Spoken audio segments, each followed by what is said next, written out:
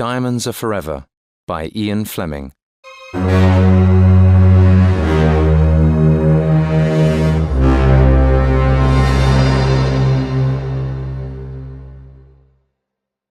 Chapter 1. The Beginning of the Pipeline. The large bush stood in the moonlight at the meeting place of 3 African countries. The man from the diamond mines had waited under the bush for nearly 2 hours. Suddenly, he heard the noise of a helicopter. He looked up and saw it coming towards him from the east. He waited. When the helicopter was just above the ground, an arm came out. A torch switched on and off, .. the Morse code for the letter A. The diamond smuggler flashed back B and C, and the helicopter came down safely. After a few moments, its engine was silent. The pilot opened the door and climbed down to the ground. The other man walked across to him. "You're late again," he said. "I had engine problems," said the pilot. "Well, if you've got it, let's have it." The man from the diamond mines reached into his shirt and took out a packet. He gave it to the pilot.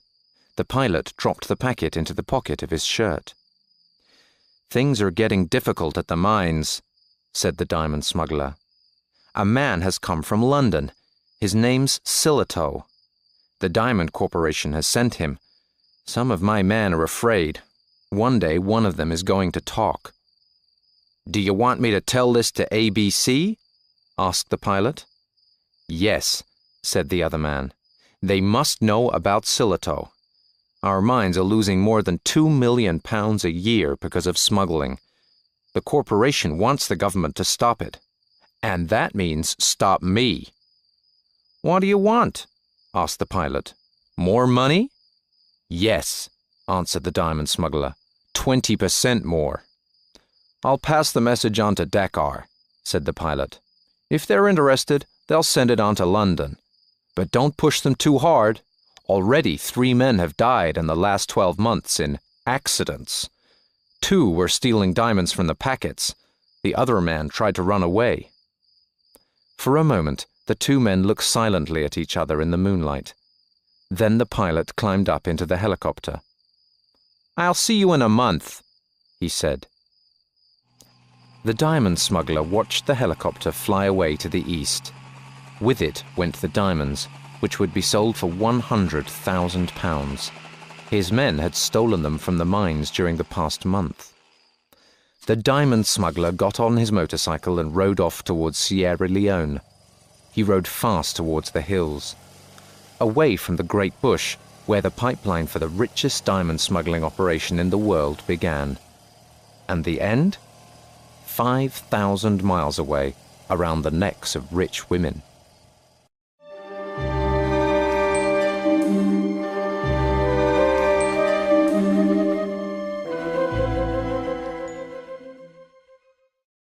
Chapter 2. James Bond, Secret Agent. Commander James Bond of the British Secret Service picked up the diamond from the desk and held it in front of the desk lamp. He was a tall, handsome man with blue eyes and dark hair. He wore an expensive dark blue suit and a white shirt. Bond looked carefully at the diamond. It was a carat, and its many colors shone brightly in the light. "It's beautiful," Bond said. M, head of the British Secret Service, moved his hand towards a pile of paper packets on the desk in front of him. He opened a packet and pushed it across to Bond. "What you're looking at is the best. A fine blue-white," he said. For the next 15 minutes, M showed Bond many different kinds of diamonds. Finally, he sat back in his chair. He looked worried. 90% of all diamond sales happen here in London," he said. "It's big business. £50 million a year. But £2 million worth of diamonds are being smuggled out of Africa every year. We think they're going to America, to American gangs of criminals. Why don't the mining companies stop it?" "They've tried, but they can't. And the government thinks that the problem is too big for a lot of separate mining companies, said M. There's a big packet of smuggled stones in London at the moment. They're waiting to go to America. Special Branch know the name of the carrier who's going to take them there. They also know who's going to be watching him. Why don't Special Branch or MI5 stop them? Asked Bond. Because that won't stop the smuggling, replied M. The carriers never talk, and they probably know nothing important. They get the diamonds from a man here, then hand them to another man when they get to the other side. We need to follow the pipeline to America and see where it goes over there. And the FBI won't be much help to us. It's a very small part of their fight with the big gangs. Have you heard of the House of Diamonds? Yes, said Bond. The big American jewelers. They're on West 46th Street in New York and the Rue de Rivoli in Paris. They've got a small place in London, too, said M. In Hatton Garden. They were once very big buyers at the monthly sales of the Diamond Corporation. Now they're buying less and less, but they're selling more and more. So where are they getting their diamonds? Their main man in London is Rufus B. Say. What do we know about him? Asked Bond. Not much, said M. He has lunch every day at the American Club in Piccadilly. Doesn't drink or smoke. Lives at the Savoy Hotel. So, what do you want me to do?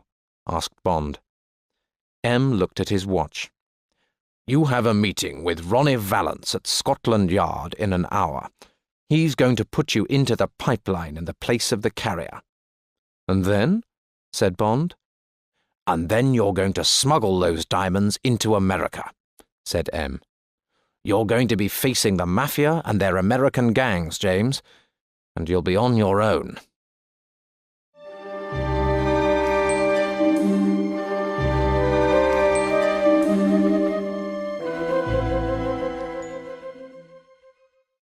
Chapter 3. The House of Diamonds. At 2 o'clock, Bond was looking at 2 photographs in the office of Assistant Commissioner Valance of Scotland Yard. They showed a dark-haired, handsome young man. He's Peter Franks, said Valance. You look a bit like him. Similar enough to fool someone who's only got his description. He stupidly talked about this job to a girl in a Soho club. The girl was secretly working for us. She immediately told us about it. Franks had been contacted by a friend of a friend and agreed to do a smuggling job to America for $5,000. My girl asked him if he had the diamonds. He said no, but that his next job was to contact the guard. When? Asked Bond. 5 o'clock tomorrow evening, in her room at the Trafalgar Palace Hotel. A girl called Case. She was going to tell him what to do and go to America with him. Do these smugglers usually go in pairs? Asked Bond. Yes. The person carrying the diamonds is never fully trusted, said Valance. He got up from his desk and started to walk up and down the room. The diamonds certainly come from Africa, probably from Sierra Leone, where our friend Silito is investigating. Then the stones may get out through Liberia or French Guinea, then into France. And because this packet has arrived in London, we think that London is part of the pipeline too. Valance stopped walking and turned to Bond. We know that this packet is on its way to America. But what happens there? We don't know. How was this $5,000 to be paid to Peter Franks? Who by? We need answers to these questions. You need to get past the man who pays you. You need to go further up the pipeline towards the big men. Okay, said Bond. We're going to get Franks this evening, said Valance. Then you can make contact with Miss Case. Does she know anything about Franks? Only his description and his name, said Valance. She probably won't even know the man who contacted him. Everybody does just one job. It's safer that way if something goes wrong." "What do you know about the woman?" asked Bond. "Age 27. She was born in San Francisco. She's not married. She's been over here 12 times in the last 3 years, maybe more often using a different name. She always stays at the Trafalgar Palace. The hotel detective says that she doesn't go out much. She never stays more than 2 weeks. You'll need to have a good story about why you're doing this job." Bond thought for a moment. "What about this House of Diamonds?" "I checked on Say," said Valance. "American, age 45, diamond merchant. He goes to Paris a lot, once a month for the last 3 years. He's probably got a girl there. Go and have a look at the place and at him." He picked up one of the phones on his desk. "Send up Dankwerts," he said into it, "and Le Binière. Then get me the House of Diamonds on the telephone." Valance walked across to the window and looked out. After a moment, there was a knock at the door. A small man came in. He had a pale face and he was wearing glasses.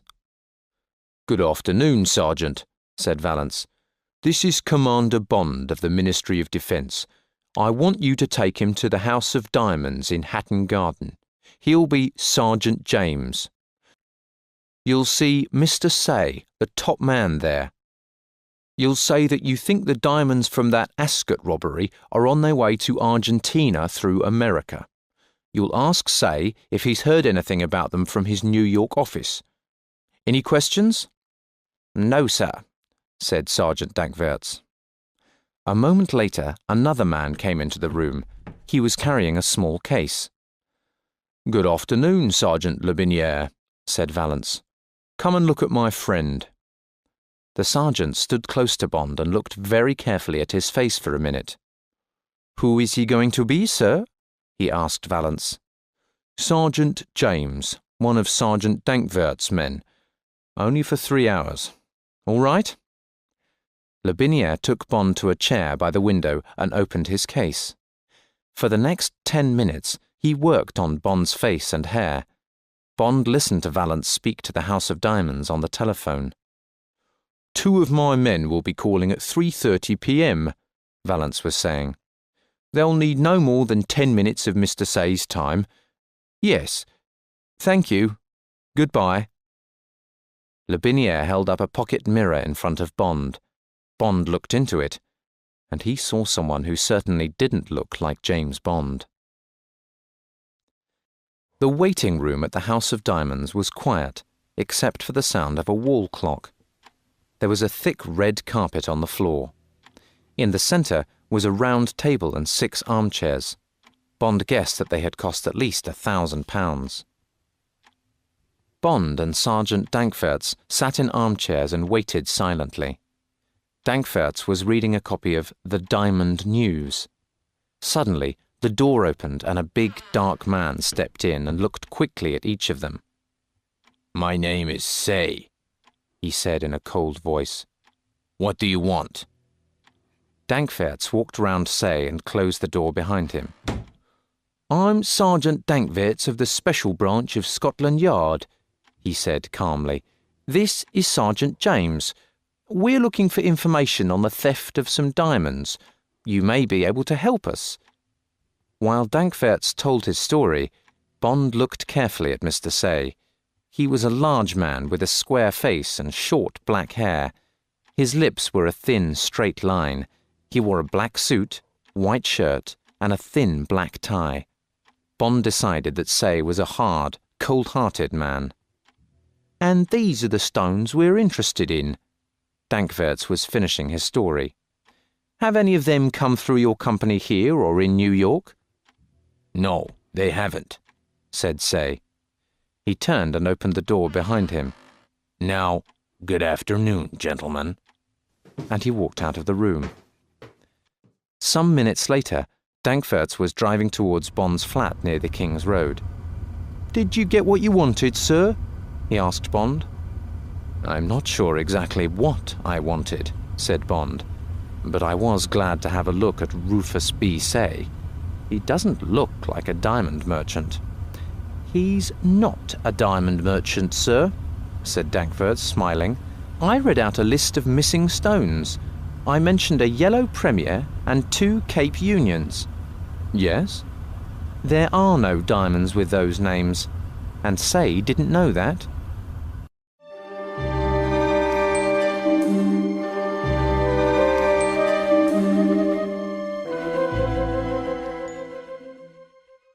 Chapter 4. Tiffany Case. Bond knocked on the door of room 350 of the Trafalgar Palace Hotel. "Come in," said a woman's voice. He walked into the small living room and shut the door behind him. "Lock it," said the voice. It came from the bedroom. Bond locked the door and walked across to the middle of the room, past the bedroom door. "Sit down," said the voice. Bond smiled and sat in an armchair next to a desk. He could just see her through the open door. She was getting dressed. After a few minutes, Tiffany Case came out of the bedroom. She was very beautiful, with blonde hair and blue eyes. She was dressed in a black suit and a green shirt. She wore an expensive gold watch on her arm and a large diamond ring on the 3rd finger of her right hand.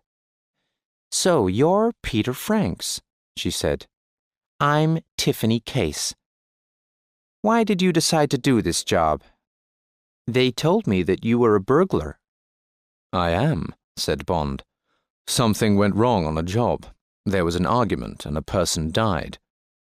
"And now you want to leave the country," she said. "That's right. And I need the money." "Where are you going to carry the stones?" she asked. "Do you have any ideas?" "I thought perhaps the handles of a suitcase would be a good place," said Bond. "Yes?" "No, because the customs men think the same thing," she said. "Do you play golf?" "Yes," said Bond. "Which golf balls do you use?" She took a piece of paper and a pen from the desk. "They're called Dunlop 65s, said Bond. "Okay. Have you got a passport?" she asked. "I have," said Bond, "but it uses my real name, James Bond." She looked at him for a moment, then said, "It's not important. Now listen. You're going over to America to see a man called Michael Tree. His friends call him Shady Tree. Now this is your story. He's an American friend of yours, and you met him in Europe. Okay?" "Okay," said Bond. "You'll stay at the Astor Hotel in New York." She walked to the desk and opened a drawer. She took out a small packet and gave it to Bond.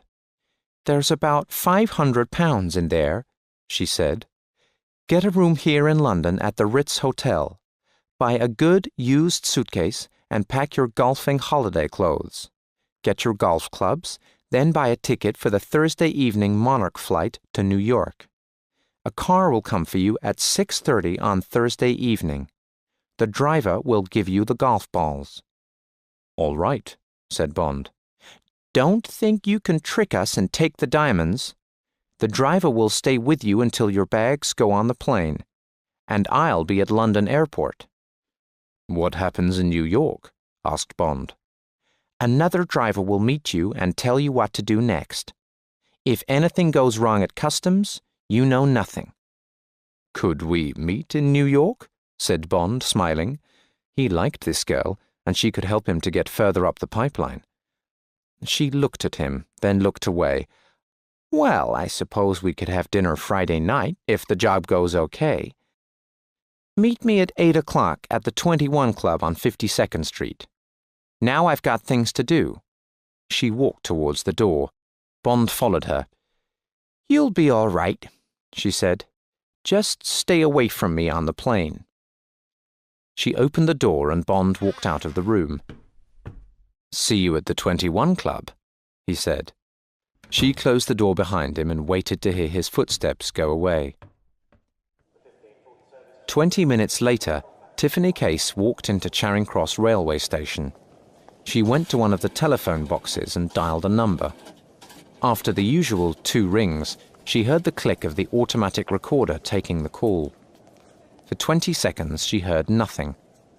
Then the voice of her boss, who she did not know, said, "Speak." She spoke quickly.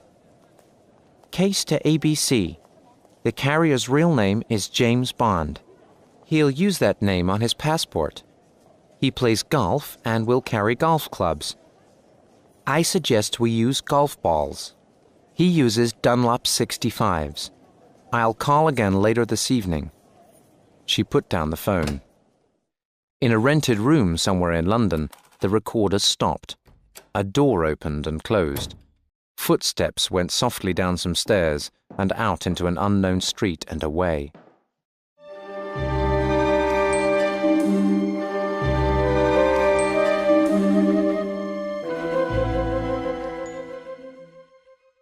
Chapter 5. A Bad Traveller. It was 6 o'clock on Thursday evening. Bond was packing his suitcase in his bedroom at the Ritz. His tickets and passport went into a smaller case which had been prepared for him by Special Branch. There was a narrow, secret space at the back of the case. This held a silencer for his gun and 30 rounds of .25 ammunition. The telephone rang. It was the girl at the hotel desk. She said, "A man from Universal Export has a letter for you, Mr. Bond." A few minutes later, Bond opened the door to a man from headquarters. He gave a large envelope to Bond. "I have to wait and take this back after you read the note inside, sir," he said. Bond sat at the writing desk and began to read. The note was from M. "Washington reports that Rufus B. Say is Jack Spang, a possible gangster. He is twin brother to Serafimo Spang. Together they control the Spangled Mob, a group working in America. The Spang brothers bought the House of Diamonds 5 years ago. They also own the Tiara Hotel in Las Vegas. This hotel is the headquarters of Serafimo Spang. Washington also reports that Spangled Mob buy and sell drugs. This business is looked after by Michael Shady Tree, a criminal known to the police. The gang has other headquarters in Miami, Detroit, and Chicago. The Spangled Mob is one of the biggest gangs in the United States. If your job takes you into a dangerous meeting with the gang, report at once to headquarters. We will then give the job to the FBI. This is an order." Bond finished reading, then put the note into one of the Ritz envelopes. He gave it to the man from headquarters. After the man had left, Bond walked across to the window and looked out across Green Park. Give the job to the FBI? M would hate to ask the FBI to finish a job. A dangerous meeting would be something for Bond to decide about. He remembered some of his enemies from the past. He was sure that these gangsters could not be as dangerous as them. Or could they? He remembered the hard, cold eyes of Rufus B. Say. Well, he would have a look at the brother, Serafimo. Bond looked at his watch. 6:25 p.m. He put his right hand under his coat and took out the .25 Beretta automatic gun. He checked the gun carefully, then put it back in the holster under his coat. The telephone rang. "Your car's here, sir," the voice told him. The large black car was standing outside the Ritz Hotel. The driver put Bond's 2 cases and golf clubs in the back of the car. He told Bond to sit in the front passenger seat. As they drove through Piccadilly, he looked at his driver. The man's eyes were hidden behind black sunglasses, and he was cold and professional. After a time, the car stopped at the side of the road. The driver reached under his seat and took out a box of new golf balls. He got out of the car and opened the back door. He opened the pocket on Bond's golf bag. Carefully, he put the 6 new golf balls into the pocket with the old ones already there. Then he climbed back into the front seat and they drove on. At London Airport, Bond's bags went through customs without problems. Tiffany Case came into the departure lounge a few minutes after Bond. There were about 40 other passengers, but there was nobody that Bond recognized except Tiffany Case. He looked round. Were two of the passengers watching him? They looked like American businessmen. One of them was a young man with white hair. The other was fat and had a pale face. Bond heard them ask for double brandies at the bar. The fat man took some pills from his pocket and put one into his mouth. Then he drank some brandy. He had a small case with some writing printed on it. It said, "Mr. W. Winter, my blood group is F." A bad traveller, thought Bond. He slept through most of the flight.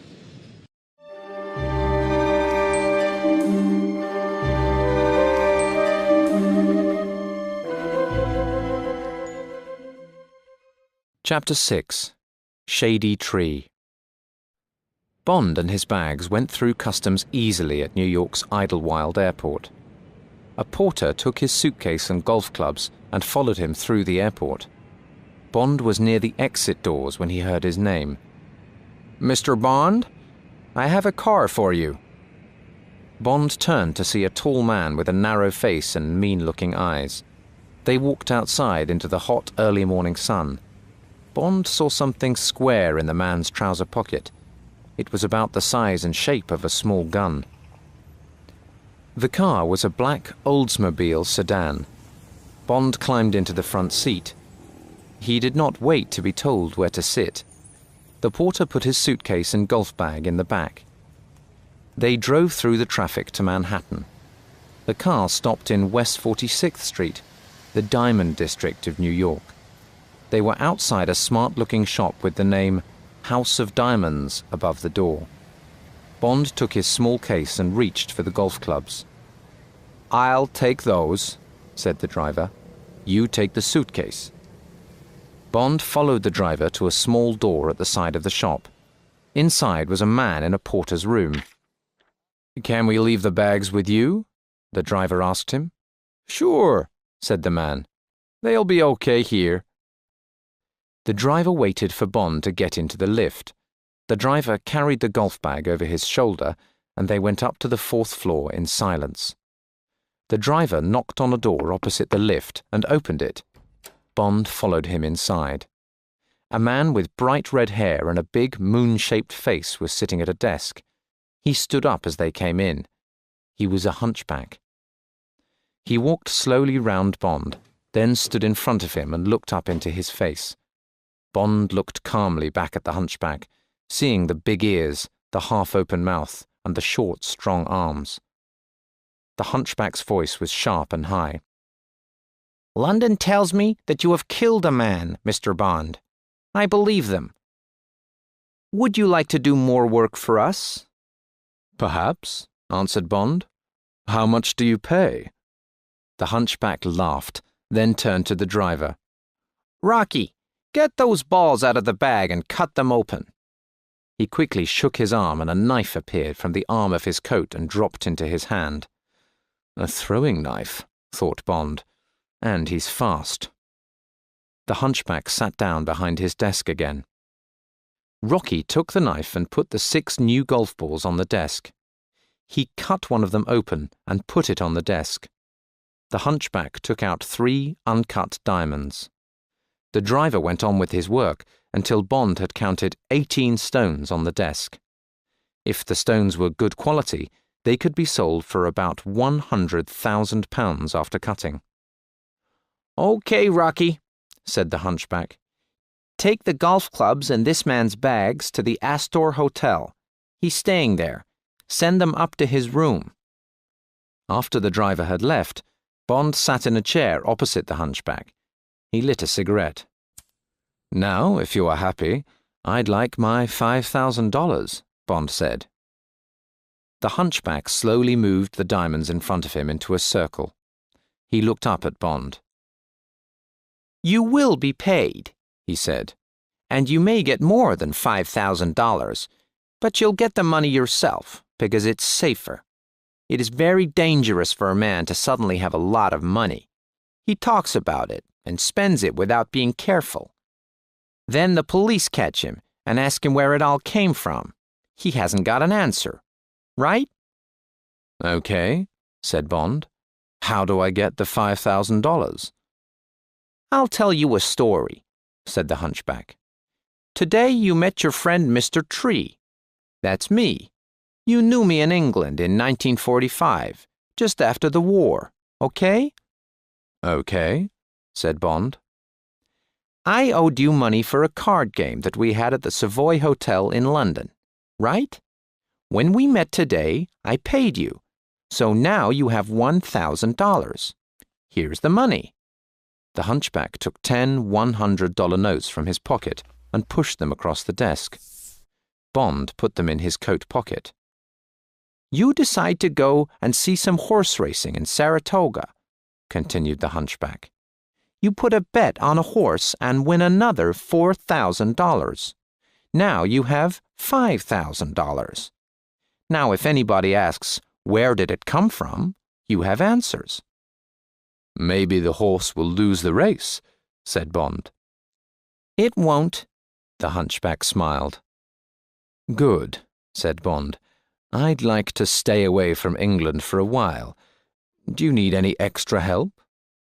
The hunchback looked silently at Bond.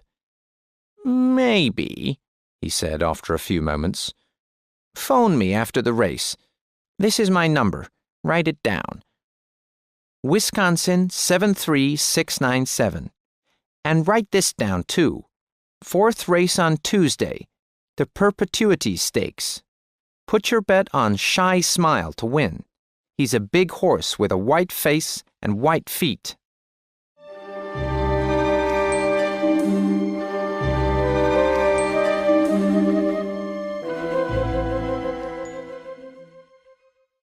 Chapter 7. Felix Leiter. Bond went down in the lift and out into the street. He walked towards Times Square. After a few minutes, Bond became sure that someone was following him. He looked back, but there was nobody suddenly moving into a shop. Nobody quickly putting up a newspaper to hide their face.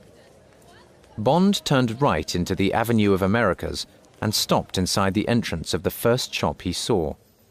Suddenly, he felt something hard holding his right arm, and a voice said, "Relax, Mr. Bond. Don't move, or you'll have bullets for lunch." He felt something hard push into his side. Had he heard this voice before? He looked down to see a metal hook holding his right arm. Moving fast, Bond tried to hit the man behind him, but the man caught his arm and stopped him. Then came a laugh, and a voice said, "Sorry, James, you're caught." Bond turned to see the smiling face of Felix Leiter. "You were in front of me," said Bond. He smiled back at the American secret agent.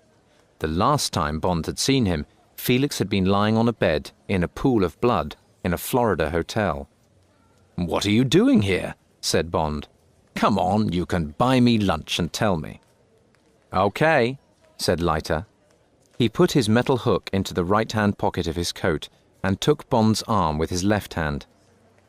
"Let's go to Sardi's. It's across the street." They went upstairs in the famous Actors and Writers restaurant. Leiter walked slowly and with some difficulty. Bond saw that his right arm and left leg were false, and there were small marks above his right eye.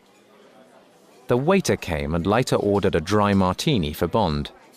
Bond smiled. Leiter had remembered his favorite drink.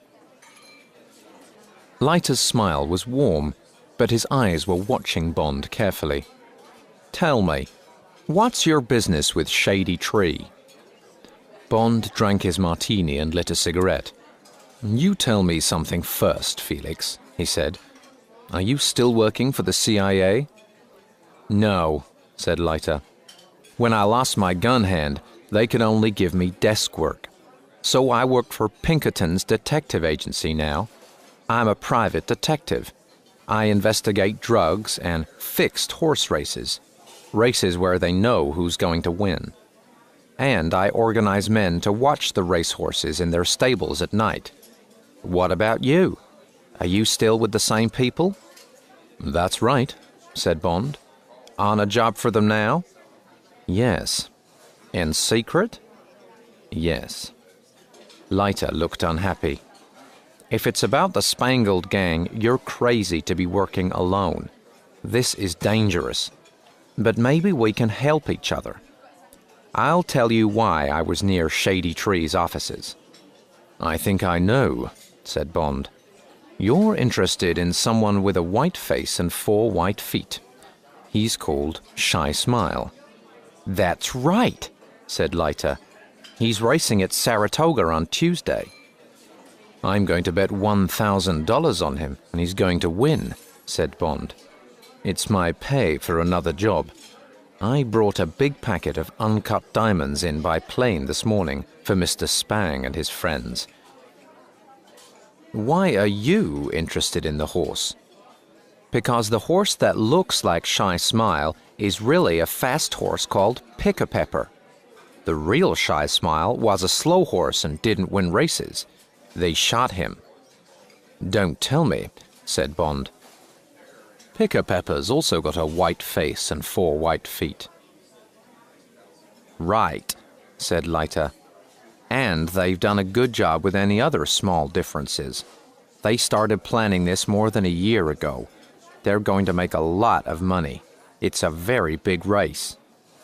What are you going to do about it? Asked Bond. I don't know. I need to think about it, said Leiter.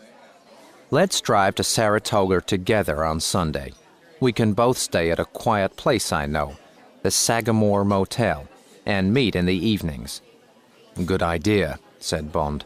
Now let's order some lunch and I'll tell you my story. He finished the story when they were drinking coffee. And we think that the Spangs are smuggling the diamonds, and that the House of Diamonds is selling them. I don't know much about Jack Spang, said Leiter, but I've heard about Tiffany Case. Her mother owned a cheap hotel in San Francisco. One day she decided not to pay money to the local gangsters. Some nights later, they arrived and broke doors, furniture, and everything else in the place. Then they attacked Tiffany. It was bad. She was only 16 years old. That's terrible, said Bond angrily. Next day, she ran away. She had several jobs, dancer, waitress, until she was about 20. Then she moved to Florida and started drinking too much alcohol. One day, a boy fell into the sea and Tiffany jumped in and saved him. Her name was in the newspapers. Some rich woman gave her somewhere to live and helped her to stop drinking. She took Tiffany around the world, but Tiffany left her when they got to San Francisco.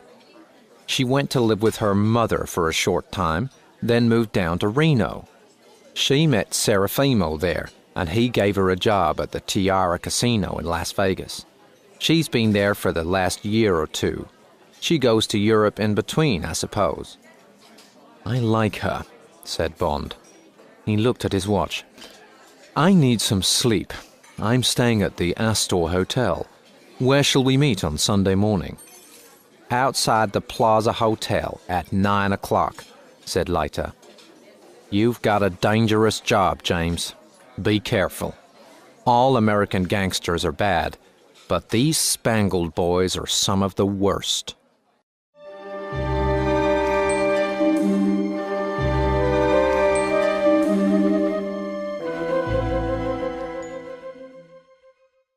Chapter 8. A Warning from Tiffany. The waiter at the 21 Club brought the martinis with pieces of lemon peel, as Bond had ordered. Tiffany put a cigarette in her mouth and Bond lit it for her. For a moment their eyes met, and Bond could read a message. I like you, her eyes seemed to say, but be kind. I don't want to be hurt anymore. Another waiter came to their table with caviar and champagne. I'm going to Las Vegas tomorrow, said Tiffany. I'm taking the train to Chicago, then to Los Angeles. What about you? I'm going up to Saratoga, said Bond, to bet on a horse and make some money. I suppose it's a fixed race, said Tiffany. There was no smile in her eyes now. You seem to be popular with Shady. He wants you to work with the mob. Bond hated lying to this girl, but it was necessary. "Good," he said. "But who is the mob?" He lit a cigarette and felt her watching him closely. After a moment, she said, "It's called the Spangled Mob. Two brothers called Spang. I work for one of them in Las Vegas. Nobody seems to know where the other one is. Some say that he's in Europe. And then there's somebody called ABC. When I'm working with diamonds, all the orders come from him. The brother I work for is Serafimo Spang. He's more interested in gambling and racehorses. Then there's Shady. He looks after the drug business and other things. There are other men. Gangsters.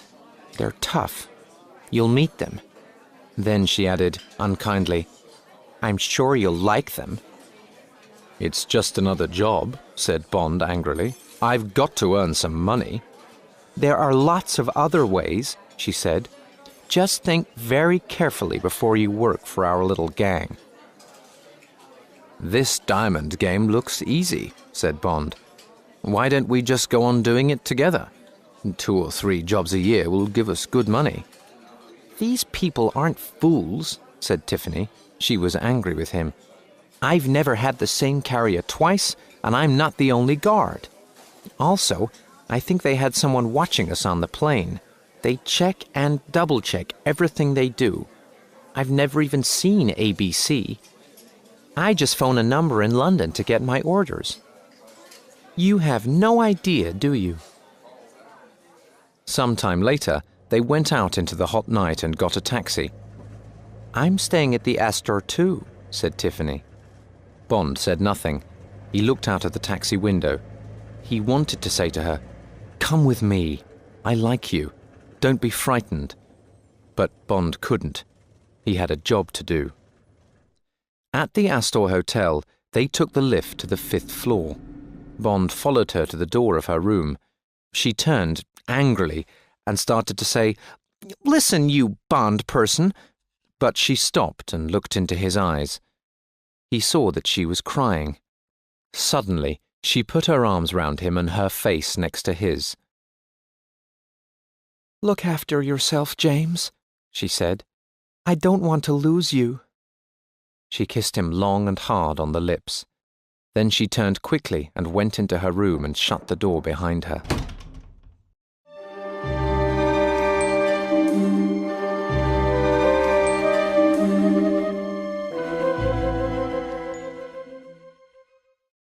Chapter 9. A Fast Horse. On Saturday, Bond stayed in his hotel room for most of the day and wrote a report to send to London. The diamond pipeline began somewhere near Jack Spang, also known as Rufus B. Say. It ended with Serafimo Spang. The stones came to Shady Tree. Then they went into the House of Diamonds for cutting and selling. Someone known as ABC seemed to be the big boss. He was probably in London. Bond would try to get further up the pipeline using Tiffany Case. He wrote the report in code. At 9 o'clock on Sunday morning, a black Studebaker car stopped outside the Plaza Hotel. Bond was waiting there with his suitcase. He threw it onto the back seat and climbed in next to Leiter. "It's about 200 miles, said Leiter as they drove out of the city. There was a straight, empty road in front of them. Leiter pushed his right foot down to the floor. Suddenly, Bond was thrown back into his seat. He looked at the speedometer. 80, 90, 95 miles an hour. "Not bad for a Studebaker," said Bond. Leiter looked at Bond and smiled. "This isn't a normal Studebaker." At 12:30 they found a place to stop for lunch. Leiter told Bond about Saratoga. "It's a spa town," he said. "For 11 months of the year it's very quiet. People sometimes come to go in the waters or to have mud baths, but that's all. Then for 1 month, August, it goes crazy. It's probably the best race meeting in America, and the place is full of rich people. A lot of the racehorse owners are gangsters, like the Spangs. Sometimes they fix a race. the Spangs hoped to get $50,000 from the Shy Smile race. They finished their lunch and drove on. Bond slept for a short time. When he opened his eyes, they were entering Saratoga. There seemed to be horses everywhere. Crossing the streets, walking along the sides of the roads, coming out of lorries.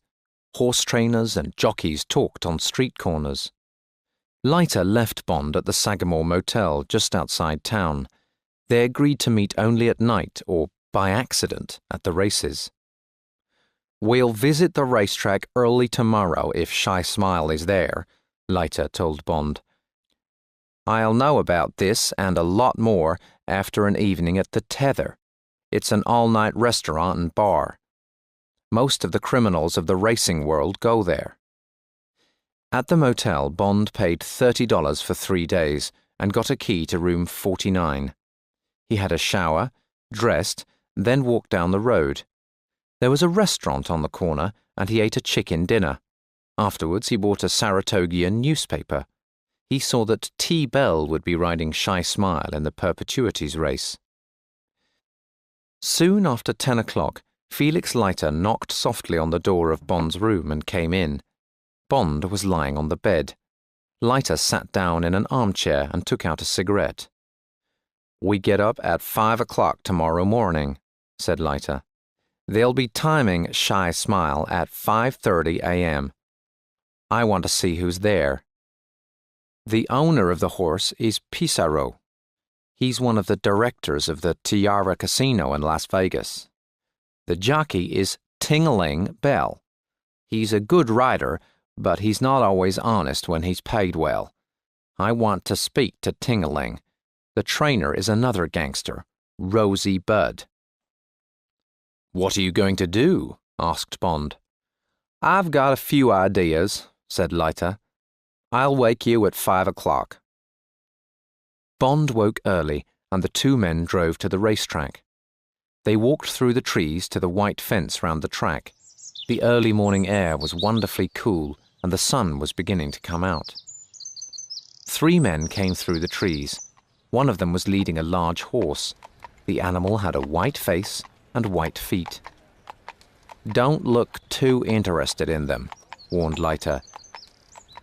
"Turn round and watch the line of other horses coming up the track. I'll watch our friends." Bond turned and looked away. "A man is leading out Shy Smile," said Leiter, "and there's Bud and Pissarro. It's a nice-looking horse. The man is getting on him now. The gangsters have got their watches out. They've seen us, but don't worry. When the horse starts moving, they won't be interested in us. Okay, you can turn round now, James. Shy Smile is on the other side of the track. They're watching him through their binoculars." Bond saw the 2 men with binoculars. They had watches in their hands. "He started," Leiter said. Far away, Bond could see a brown horse moving fast round the top of the track. They watched him turn and come towards them. Horse and rider came quickly round the corner in front of Bond and Leiter, and on towards the watching men. Then the horse was past them, and Bond's eyes moved to the 2 men. He saw them look at their watches to check the time that the horse had taken. Leiter touched Bond on the arm, and they walked back to their car. "He ran well," said Leiter. "Faster than the real Shy Smile could run. If he moves like that, he'll win. Let's get some breakfast, James. Then I'm going to see Ting-a-ling Bell." After breakfast, Bond spent some time at the racetrack. Later he had lunch. Then he watched and put bets on the afternoon races. It was a beautiful day, and by the end of the afternoon he had won $15. He walked back to the motel and had a shower. Then he found a restaurant and had dinner. Afterwards he walked over to the sales ring and watched racehorses bought and sold. After a time, Bond heard a small noise from the seat behind him. It was Leiter. He sat forward and spoke quietly in Bond's ear. "It's done," he said. "It's cost $3,000, but Ting-a-ling will do it. See you in the morning, James." Bond didn't look round but went on watching the sales. After a while, he walked slowly back to the motel. He thought about Shy Smile, who wasn't the real Shy Smile, and about Ting-a-ling Bell, who was being paid to lose the race. He's playing a very dangerous game, thought Bond.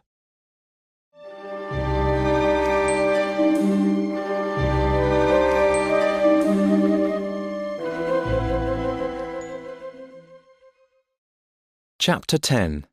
The Race. Bond sat high up in the grandstand and watched Shy Smile's owner through binoculars. Pissarro was at a table in the grandstand restaurant, not far below Bond. Rosie Budd sat opposite him. There was half an hour to wait before the Perpetuities race started. Shy Smile was horse number 10. He was the bottom horse in the betting. The two favourites to win were Come Again and Pray Action. Bond put down his binoculars and remembered what Leiter had told him earlier that day. Leiter had gone to see Bell and had told him that he was a private detective. "I know about Shy Smile, who is really Pick a Pepper," Leiter had said to Bell. "If you win, I'll tell everyone what really happened. You'll never ride a racehorse again, Ting-a-ling. Or, you can win the race but be disqualified. Knock into the horse nearest to you and stop him winning. Do that, and I'll give you $1,000 now and another $2,000 after the race." A frightened Bell had agreed, but he wanted the $2,000 to be given to him at the Acme Mud and Sulphur Baths. He went there every evening after the races at 6 o'clock. Bond had the $2,000 in his pocket. If Shy Smile got disqualified and lost the race, he would go to the Acme Baths at 6 o'clock and meet Bell. When it was time, the horses came down to the starting place. First came number 1, Come Again, a big black horse. Then came Pray Action, a fast-looking grey horse. The big brown horse with a white face and white feet was behind all the other horses. A nervous-looking Ting-a-ling Bell sat on his back. The horses came to the starting gate, and Bond watched the race through binoculars. A bell sounded, and they moved quickly away. Shy Smile number 10 was close to the fence. Horse number 5 was just in front. Come Again and Pray Action came along next to him. Shy Smile was behind them. Round the corner, and now Come Again was at the front, and Shy Smile was fourth. Down the long straight part of the racecourse, and Shy Smile and Pray Action rushed past number 5. Shy Smile was almost next to the front horse. Now Pray Action and Shy Smile were side by side, together, moving quickly away from the others, coming to the last corner, racing towards the finish. There was a camera filming the race.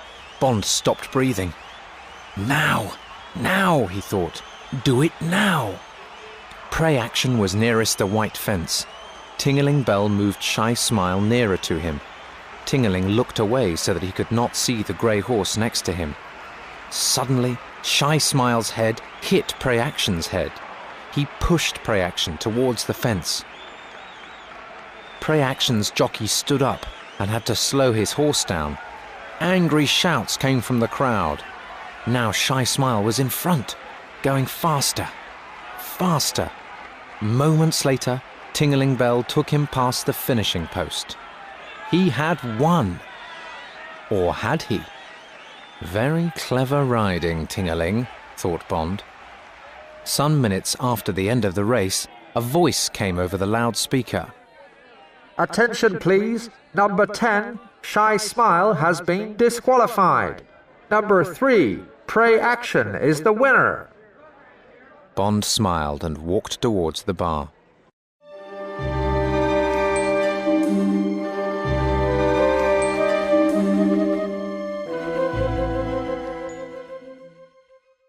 Chapter 11. Mud Baths. The small red bus had the words Acme Mud and Sulphur Baths on its side. It went down a short hill towards a group of dirty grey buildings. A tall yellow chimney stood up from the centre. black smoke came from the chimney. The bus stopped by the baths. There was a seat near the entrance, under some dead-looking trees. Bond sat there for a few minutes, trying to prepare himself. He was not happy. He did not like the look of the place, and he did not like what was going to happen to him inside. But after a few more moments, he went inside. The bad smell of sulphur was strong. A woman sat behind a desk, reading a paperback book. She looked up. Yes? "I'd like a bath," said Bond. Mud or sulphur? Asked the woman. "Mud," said Bond. He paid for a ticket. At the back of the room were two doors. One said mud, the other sulphur. Bond went through the mud door. He found himself in a long room with a window in the roof and changing rooms along the walls. It was hot and steamy in the room. Two men sat at a table playing cards. They were naked except for towels around their waists. They looked up at Bond. "Ticket?" one of the men asked. Bond gave him his ticket, and the man gave him a key for one of the changing rooms. He pointed at the door at the end of the room. "The baths are through there," the man said. There was nothing in the changing room except a thin towel. Bond took off his clothes and put the towel round his waist. He pushed the money into his coat pocket. Then he walked out and locked the changing room door behind him. He went through the door at the end of the room. A large black man with no hair met him on the other side. "Follow me," said the black man.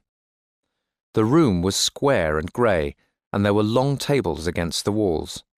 On each table was a heavy wooden box like a coffin. It had a wooden top that covered most of the box. Men's hot, wet faces showed above the sides of most coffins. Bond followed the black man to a wooden seat next to two shower rooms.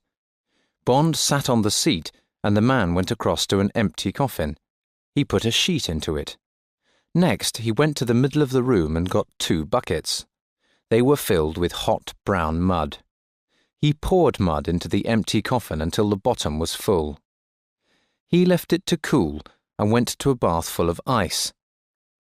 From this he took several wet towels, then walked round the room. At each coffin he stopped to put a cold towel around the head of the red-faced man inside. When he had finished, he walked across to the empty coffin. "Okay," he said to Bond. The man took Bond's towel and key. Bond climbed into the coffin and lay down in the hot mud. The man put a cold towel under Bond's head, then took one of the buckets of hot mud. He put the mud all over Bond's body. When he had finished, only Bond's face and a very small part of his body round his heart was white. The man then pulled the sheet round Bond until Bond could only move his fingers and his head. He felt like a trapped animal. 20 minutes, the man said to Bond. He closed the lid. It was 6 o'clock. Bond was uncomfortable and hot. At 3 minutes past 6, the door opened and Ting-a-ling Bell came into the room. The black man came across and put a towel around Bond's head. It felt wonderfully cold. The jockey climbed into a coffin in front of Bond.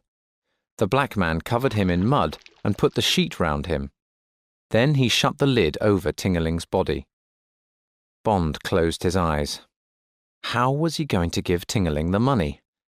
In the changing room after the bath? On the way out? In the bus? "Okay, nobody move!" It was a hard, frightening voice and came from the doorway. Bond opened his eyes. The door to the room was open and a man stood by it. Another man walked quickly into the middle of the room. They both carried guns and had black hoods over their heads.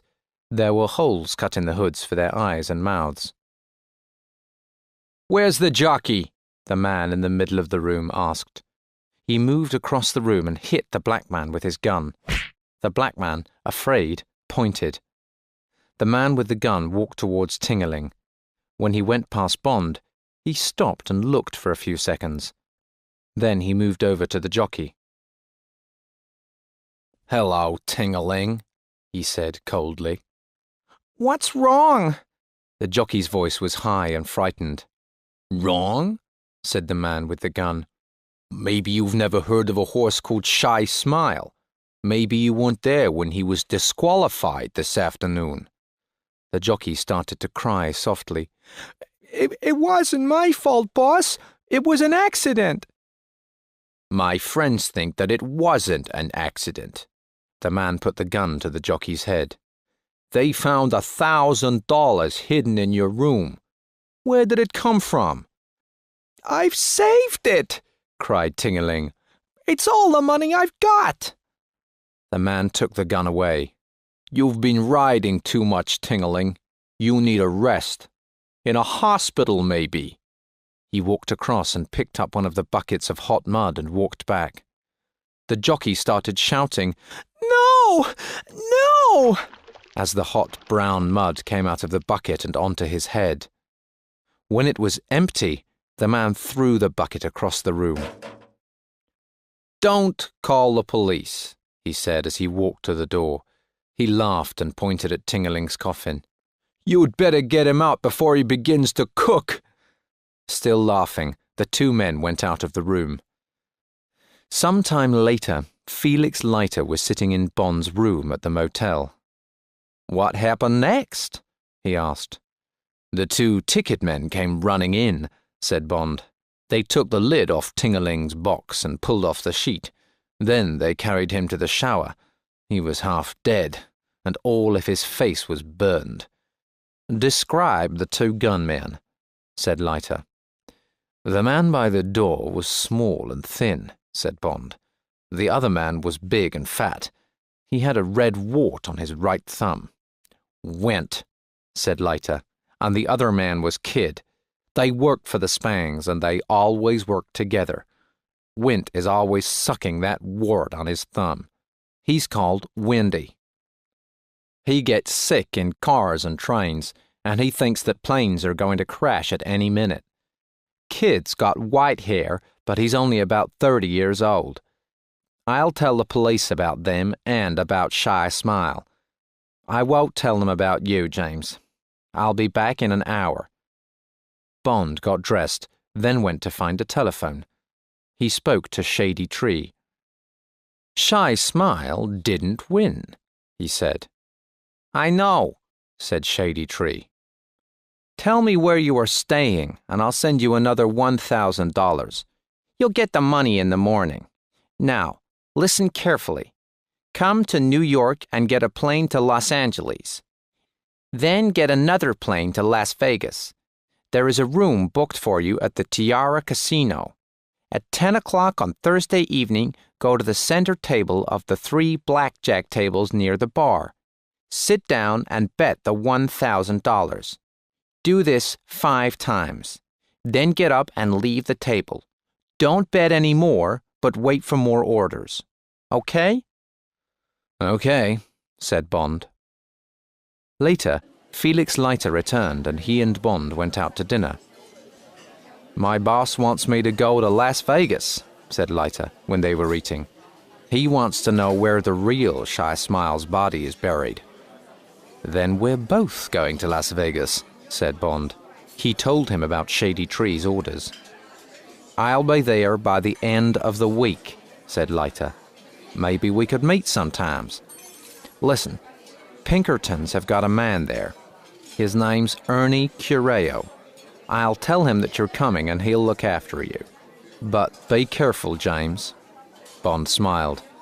"I'll be careful, but I've got to get further down the pipeline. Also, I've got to get close to Serafimo Spang. I really don't like the Spangs. I don't like what they did to that black man and Ting-a-ling." "Are you still an agent with a 00 number?" asked Leiter. "The number that means that you're allowed to kill?" "Yes," said Bond quietly. "I am." "Good," said Leiter.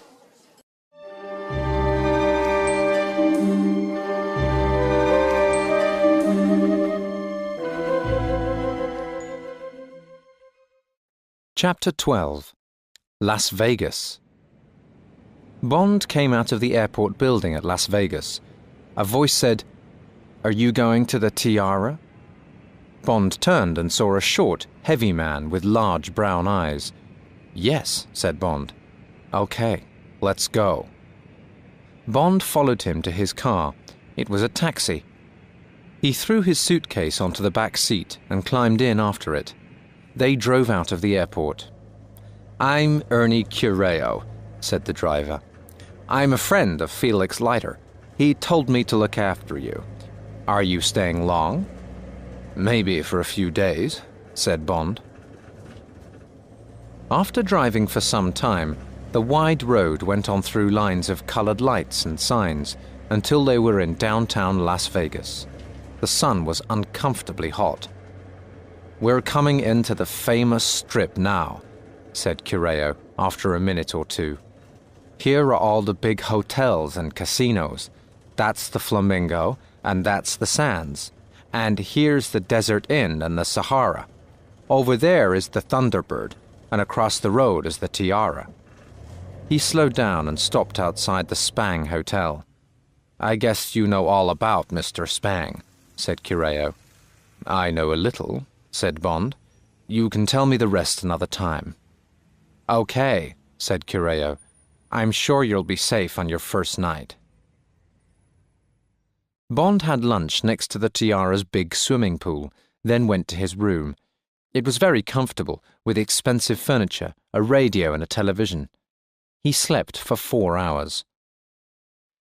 During this time, a secret wire recorder under the table next to the bed recorded complete silence. When Bond woke up, it was 7 o'clock. The wire recorder heard him phone the hotel desk. "I want to speak to Miss Tiffany Case." A pause, then, "All right, please tell her that Mr. James Bond called." The recorder heard him move about the room. It heard the noise of the shower, and at 7:30 p.m. it heard the noise of the key in the lock when he went out and shut the door. Half an hour later, the recorder heard a knock on the door. A man wearing a waiter's uniform came into the room with a bowl of fruit. There was a note with it. From the hotel manager. The man walked quickly to the table by the bed and removed the wire from the recorder. He put a new wire in the machine. Then he put the fruit on the table and went out and closed the door. For several hours after that, the wire recorder heard nothing. Bond sat in the Tiara bar and slowly drank a martini. "Has Mr. Spang been in tonight?" he asked the barman. "I haven't seen him," said the barman. "He usually comes in about 11 o'clock. Bond walked across to the blackjack tables. He stopped at the center table, the table where he was going to sit at 10 o'clock. It was now 8:30. 8 players sat round the table opposite the dealer. The dealer was about 40 years old. He dealt 2 cards into the 8 numbered spaces on the table in front of the bets. The bets were mostly 5 or 10 silver dollars, or counters worth $20. Nobody spoke. The waitresses moved around in the space inside the circle of tables. From this space, 2 tough-looking men with guns at their waists watched the tables and players carefully. Bond watched the game for a short time, then walked to the Opal Room restaurant. He sat at a corner table and ordered a steak and a martini. Then he ate his dinner and thought about the rest of the evening. He was becoming bored with this job, and he did not like taking orders from a cheap gangster or trying to please Mr. Spang. Just before 10 o'clock, he walked into the casino. There are 2 ways of doing this job, he thought. Sit and wait for something to happen, or make something happen.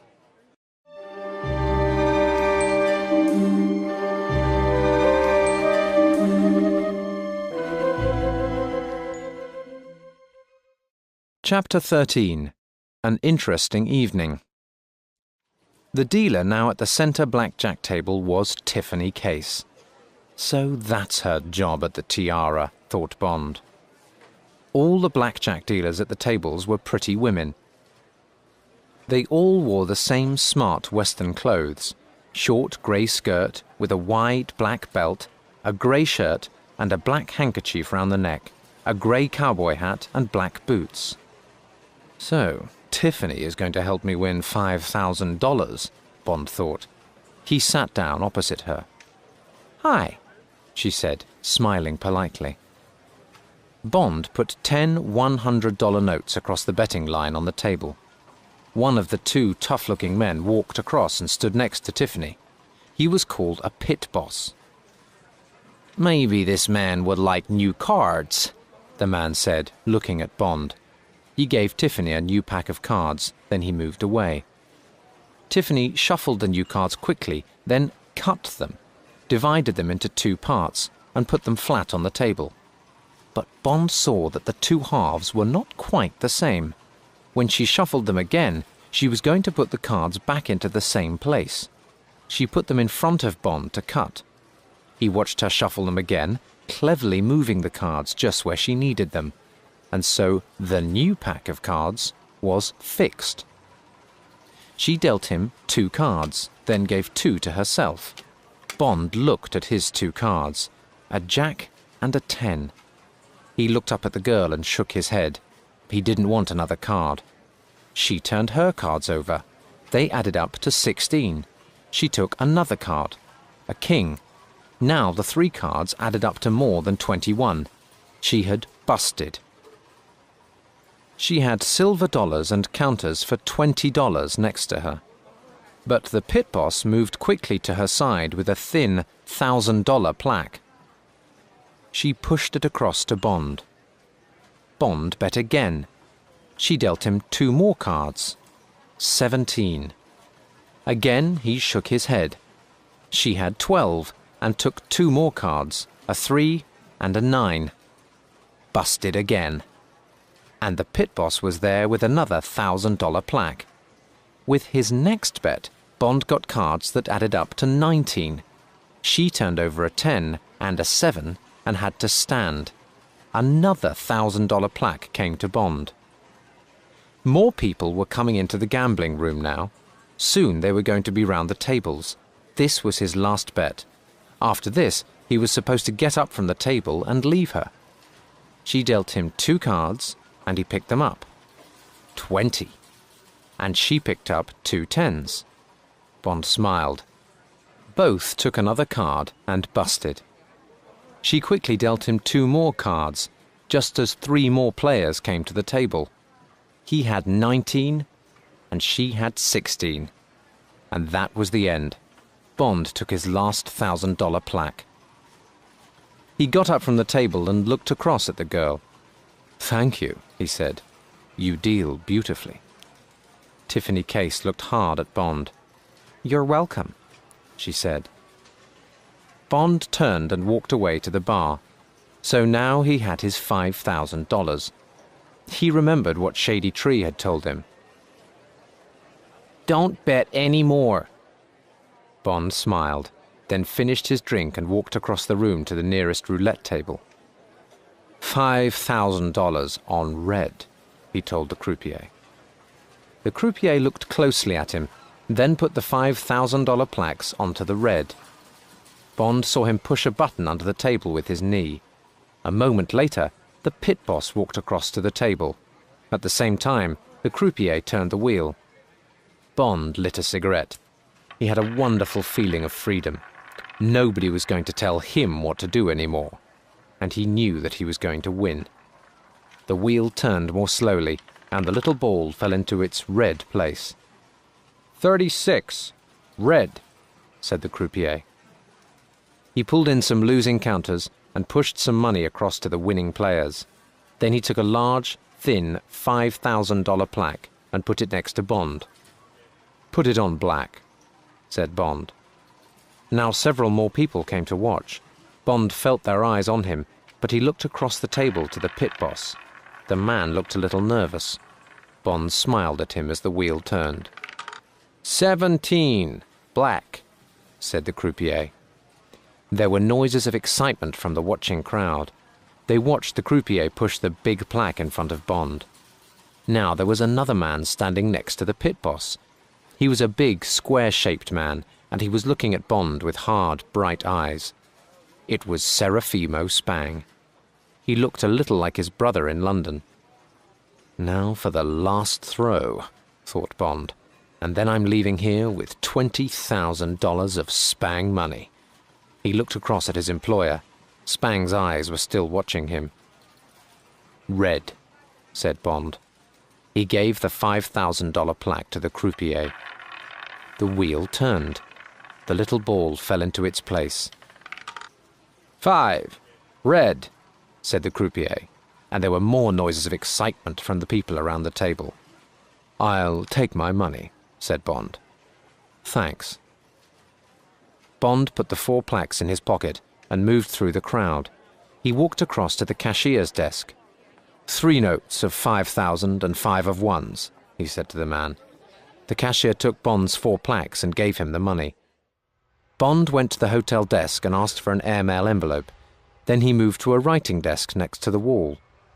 He put the 3 large notes in the envelope and wrote on the front, "The Managing Director, Universal Export, Regent's Park, London NW1, England." Then he bought stamps at the desk and put the envelope into the US mailbox. He hoped it would be safe. He looked at his watch. 5 minutes to midnight.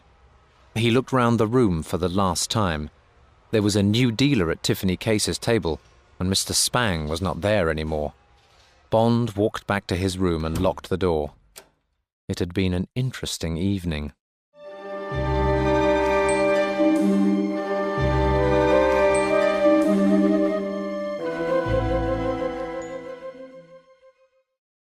Chapter 14. Gunfights. For most of the next day, Bond waited at the hotel for something to happen.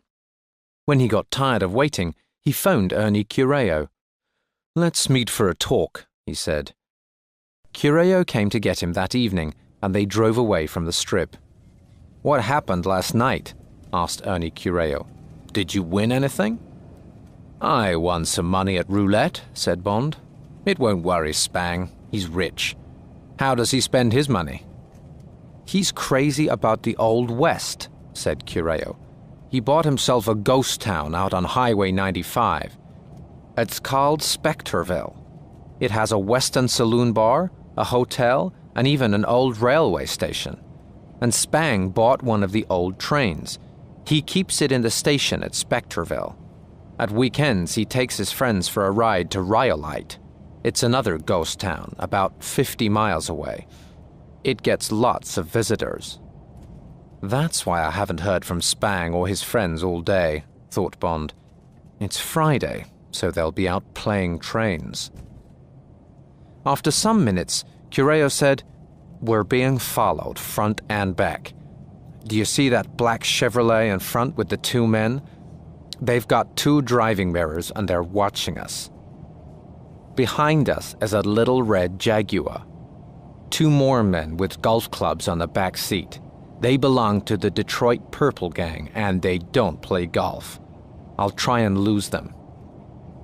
Bond took a $1,000 note from his pocket and pushed it into Cureo's shirt pocket. "That's for any damage to your car." "Okay, Ernie. Let's see what you can do." He took his Beretta out of its holster and held it in his hand. "This is what I've been waiting for," he thought. It was a straight road with not much traffic. Ahead, the tops of the mountains were yellow in the evening sun. They were riding easily along with the Jaguar behind them and the black Chevrolet in front. Without warning, Cureo pushed his foot down hard and stopped the car suddenly. The Jaguar hit them from behind and there was a crash of metal and glass. Cureo then drove away fast down the road.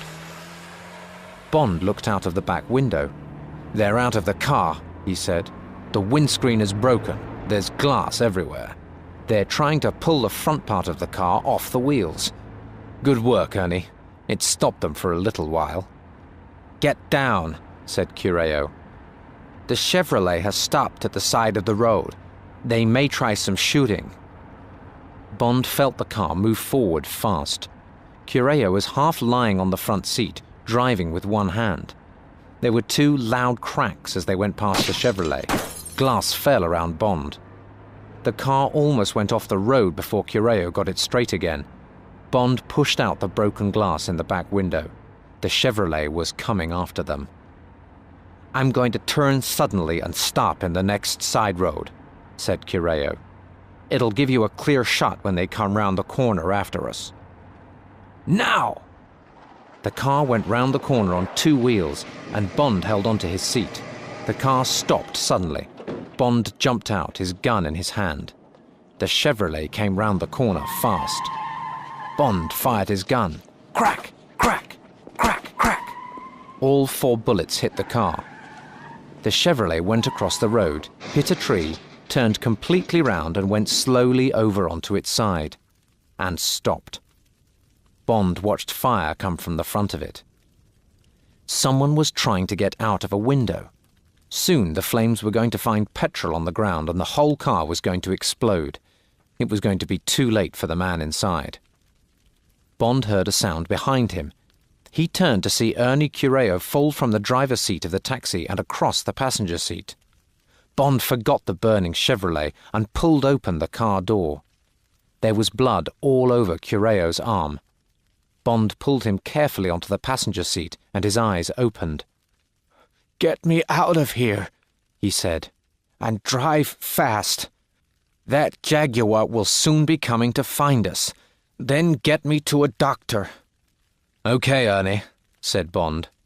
He got into the driving seat and started the car. He moved fast down the road, away from the burning Chevrolet. "Can you see anything in the mirror?" asked Cureo. "There's a car coming fast after us," said Bond. "It's the Jaguar." "We have to find somewhere to hide," said Cureo. "There is a drive-in cinema near here. There. Turn right. See those lights? Get in there quick.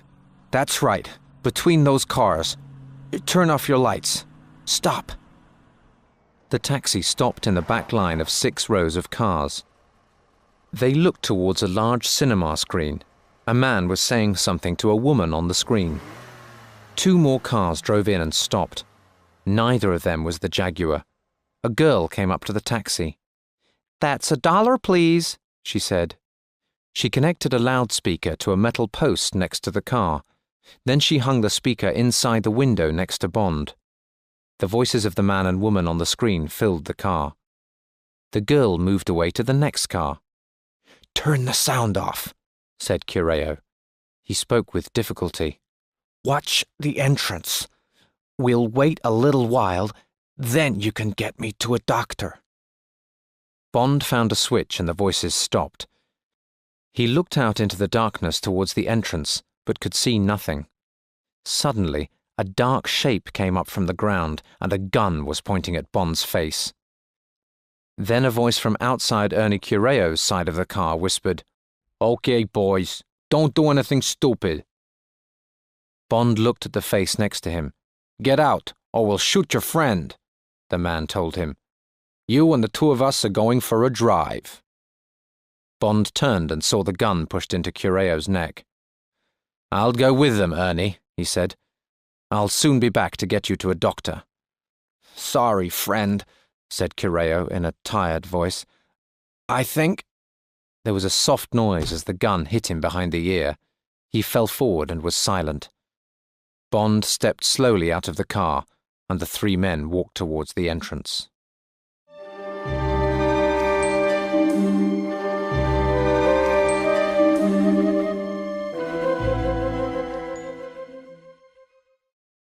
Chapter 15.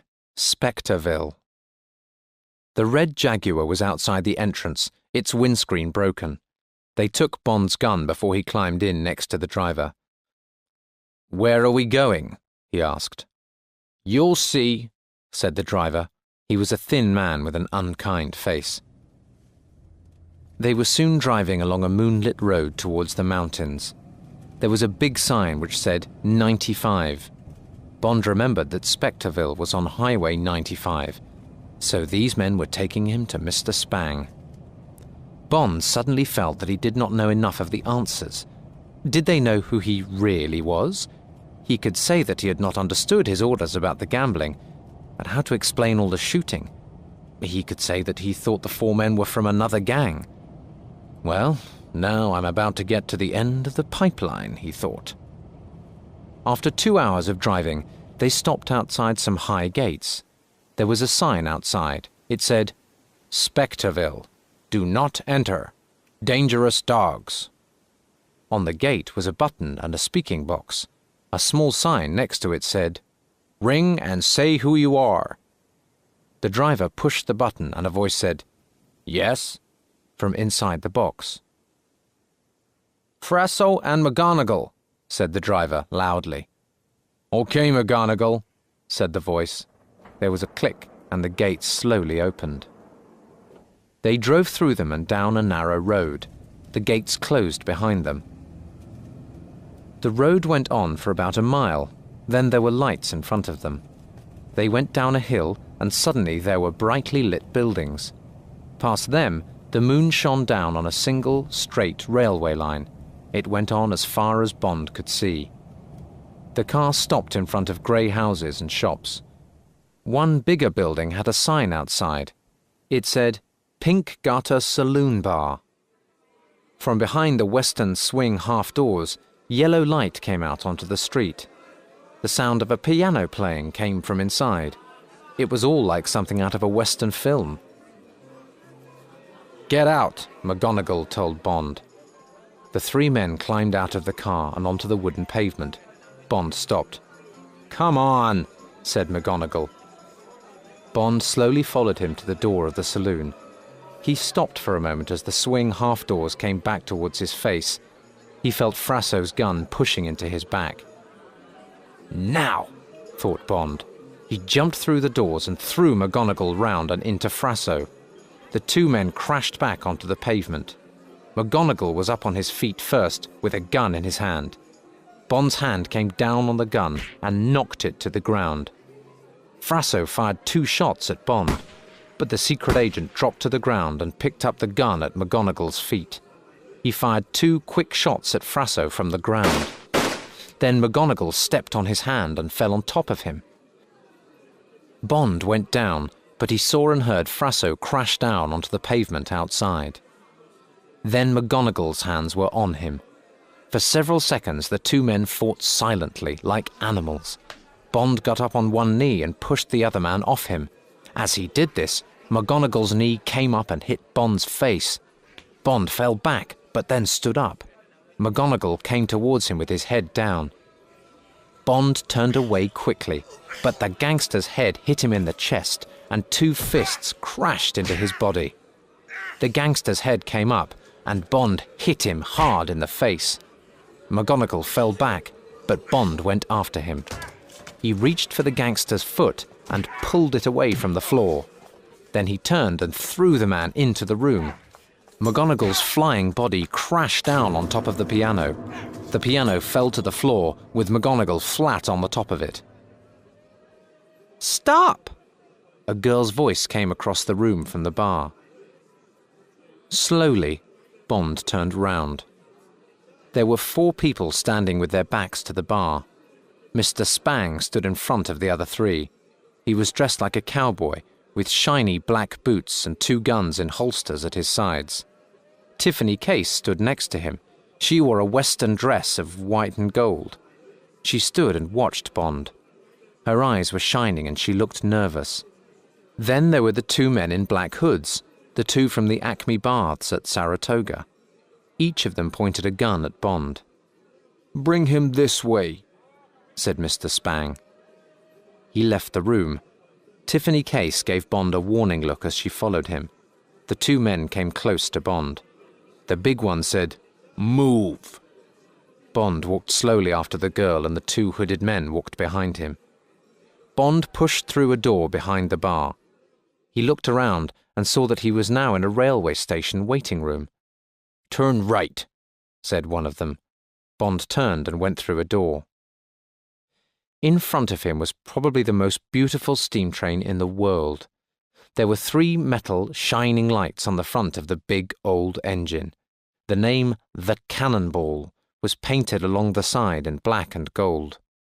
Behind the engine was a dark blue carriage. Bond looked at the train, but then he felt a gun in his back. Bond climbed up into the carriage. First, there was a small but beautiful dining room, then a narrow room with 3 doors at the sides. With the 2 men still behind him, Bond walked to the end and pushed open the door into a big room.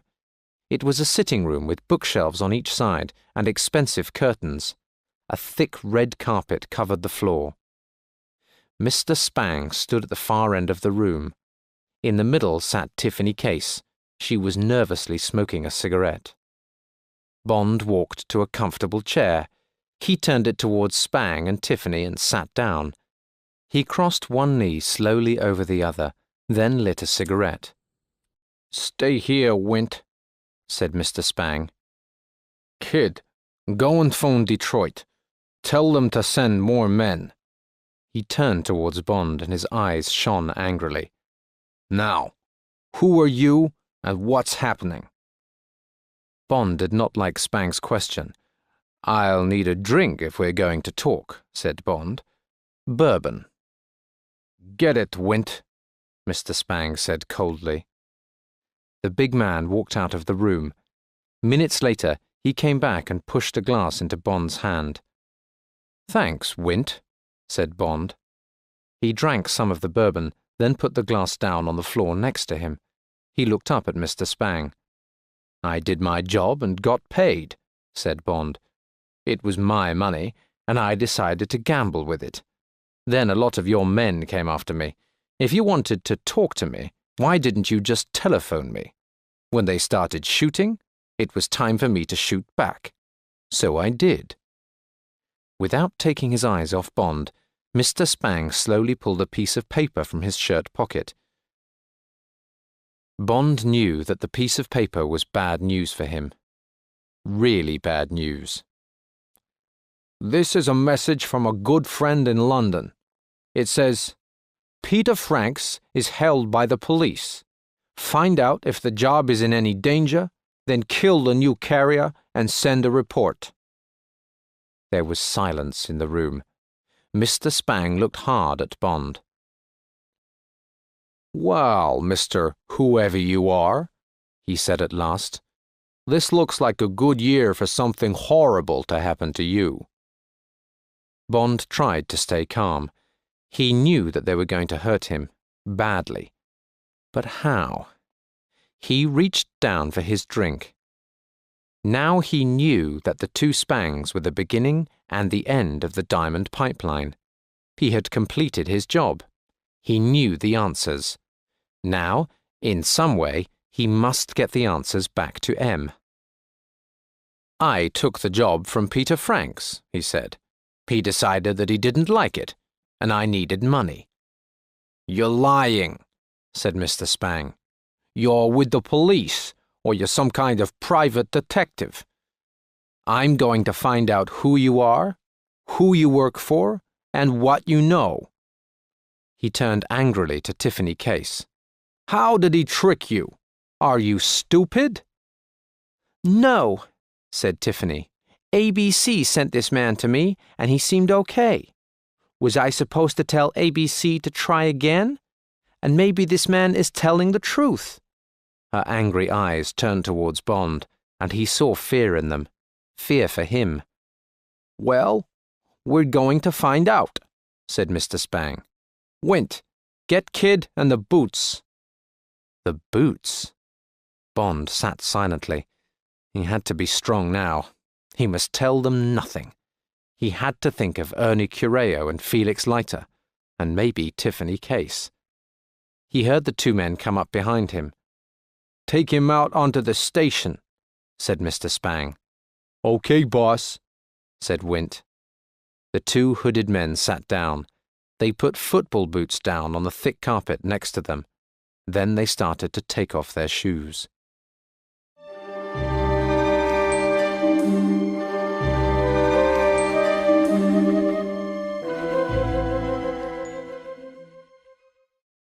Chapter 16. The Cannonball. "James," said Tiffany Case, "wake up." After some moments, Bond's blackened eyes opened with difficulty. He looked up at her from the wooden floor. She shook his blood-covered arm, afraid that he might fall asleep again. He seemed to understand and slowly pulled himself up onto his hands and knees. "Can you walk?" she asked. "Wait," he said. He could feel his feet and hands. He could move his head from side to side. He could see the moonlight. He could hear her. It should be all right, he thought, but he just wanted to sleep. Or to die. Anything to stop the pain that was in him and all over him. Anything to kill the memory of those 4 boots kicking him. "We're in the waiting room," she whispered. "We must get to the end of the station." She opened the door and Bond got up on his feet. With Tiffany's arm round him, he walked slowly out into the end of the station.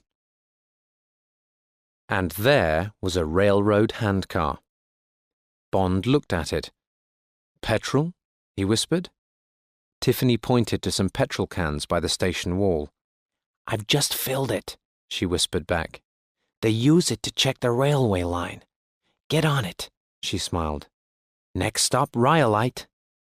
"You're a great girl," whispered Bond. "But there'll be a lot of noise when we start that thing." He turned and looked at the buildings behind him. "I've got an idea. Have you got some matches or a cigarette lighter?" She took a lighter out of her pocket and gave it to him. "What's the idea?" she said. "We need to get moving." Bond went across to the cans of petrol and started opening them. He threw petrol over the wooden walls. When several cans were empty, he went back to her. "Start the handcar," he whispered. He picked up an old newspaper from next to the railway track. Tiffany started the handcar engine. Bond lit the newspaper with the lighter, then threw it towards the petrol cans. Boom! Flames shot into the sky. "James!" cried Tiffany.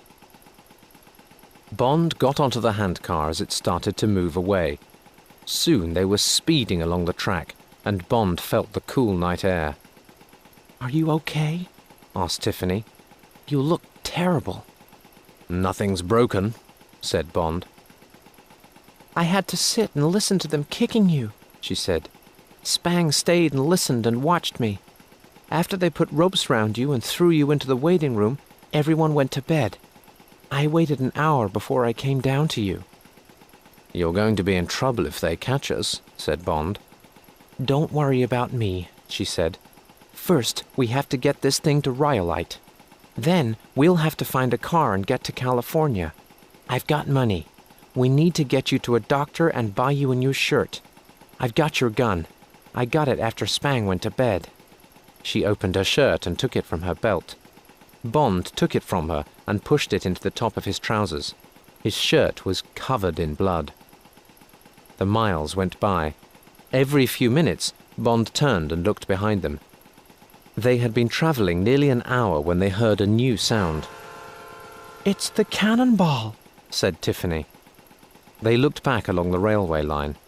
Was that a small light far away? "How far is it to Rhyolite?" asked Bond. "About 30 miles.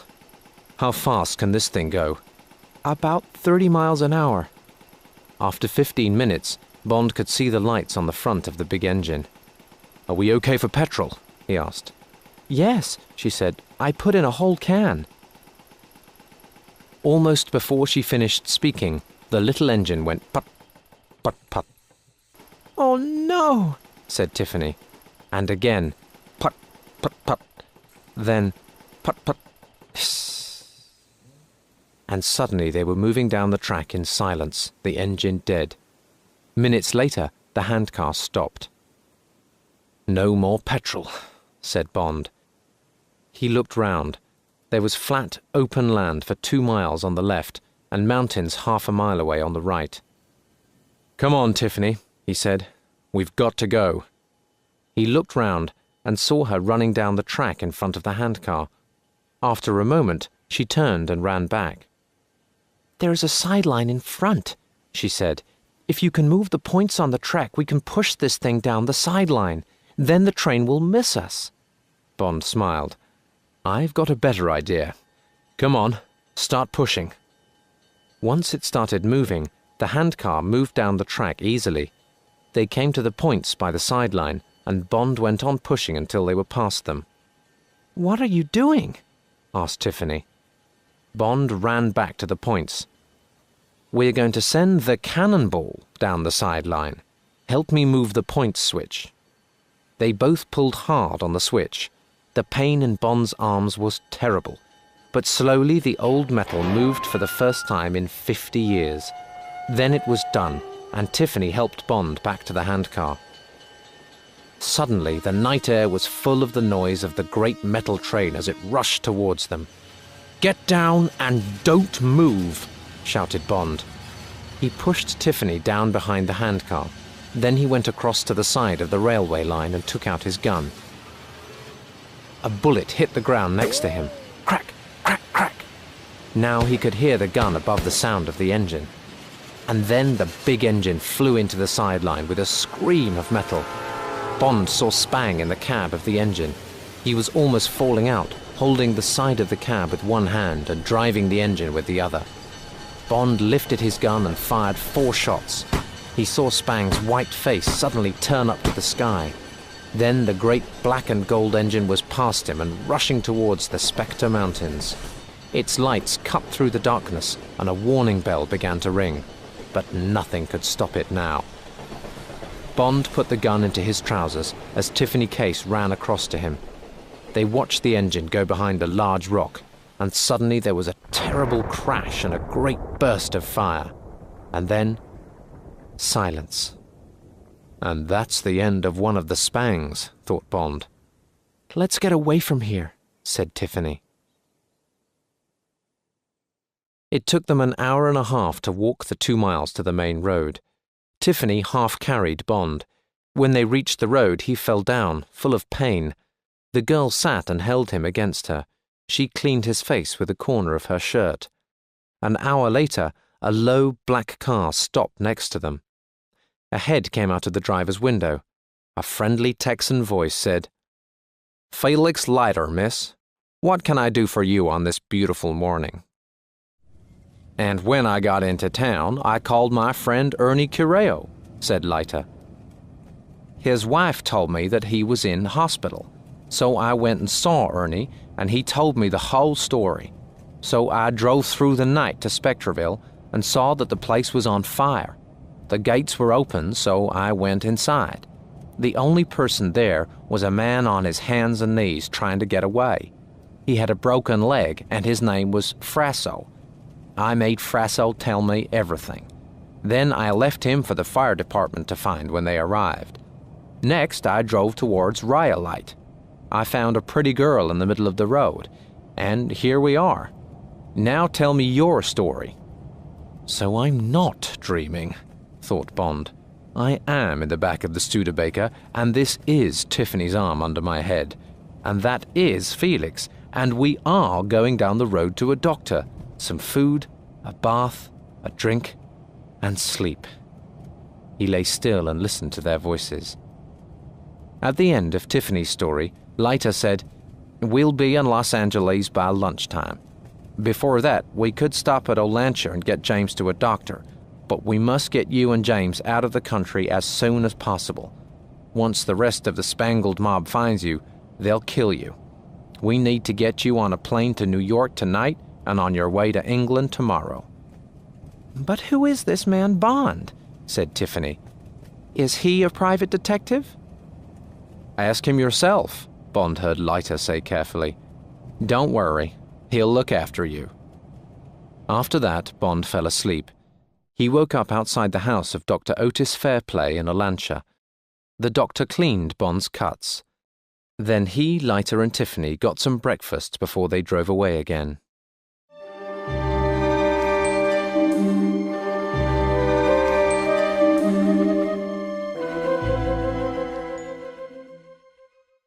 Chapter 17. On the Queen Elizabeth. The bar of the Beverly Hills Hotel in Los Angeles was dark and cool. There were new suitcases next to Bond and Tiffany. Bond wore his nice new Hollywood clothes and sat drinking his martini. There was a telephone on the table next to the drinks. Felix Leiter finished talking to New York for the 4th time that evening. He put down the phone. "My friends at the office have got you tickets for the Queen Elizabeth and a passport for you, Tiffany. The ship leaves from New York for England tomorrow night at 8 o'clock. They'll meet you at LaGuardia Airport in the morning. They went to get the rest of your things from the Astor, James." "Thanks, Felix," said Bond. "There's a report in the newspaper about the Spectreville fire," Leiter went on. "Nothing about Spang. My friends tell me that the police aren't looking for you, but the gangsters are. They'll pay $10,000 to the person who kills you. Get on the ship and stay in your cabins for 2 or 3 days. Now, I've got to get back to Las Vegas tonight."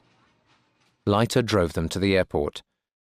"You've got a good friend there," Tiffany told Bond when they were watching him drive away. On the plane, Bond sat in his seat and thought about the beautiful Tiffany sitting next to him. He knew that he was very near to being in love with her. But what about her? Would she ever be able to trust and perhaps love a man again? He thought too about the diamond smuggling pipeline. One part of it was finished, but Serafimo was only the end of the pipeline. Jack Spang and the mystery man ABC were the real bosses. Did Jack Spang and ABC know about his and Tiffany's escape? So now they had to find Jack Spang, and then ABC. The Secret Service could only find the man at the beginning of the pipeline in Africa through ABC. He planned to send a report to M when they were on the Queen Elizabeth. Valance's men could then do the rest. There would not be much for Bond to do in London, only write reports. At about 4 o'clock on Sunday afternoon, Bond and Tiffany went to their cabins on the Queen Elizabeth. A man watched them go on to the ship. He then walked quickly to a telephone. 3 hours later, 2 American businessmen got out of a black car and walked onto the ship. One was a young man with white hair. The name on his small case was B. Kitteridge. The other man was big and fat. He looked sick. The name on his suitcase was W. Winter. Below the name were the words, "My blood group is F." 3 days later, Bond met Tiffany in the ship's veranda grill for dinner. The weather was fine and the sea was calm. "Now tell me, James," said Tiffany, "what do you do and who do you work for?" "I work for the government," said Bond. "They want to stop the diamond smuggling." "You're a sort of secret agent." "Just a government worker," said Bond. "Okay," said Tiffany. They were silent for some minutes. Then she suddenly put a hand on his hand.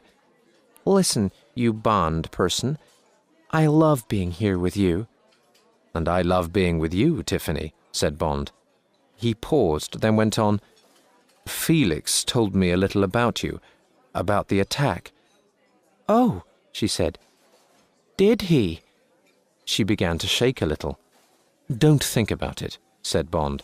"This is today, here and now, not yesterday or a long time ago. Tell me about your work as a dealer at the casino." She became calmer, and they talked about blackjack. "Now tell me about you," she said. "What sort of a woman do you like?" "Somebody who can make good sauce béarnaise," said Bond, smiling. He looked closely at her. "And she's got to have gold hair and blue eyes, and she must know how to play cards. The usual things." She laughed. "And would you marry this person?" "I'm almost married already. To a man.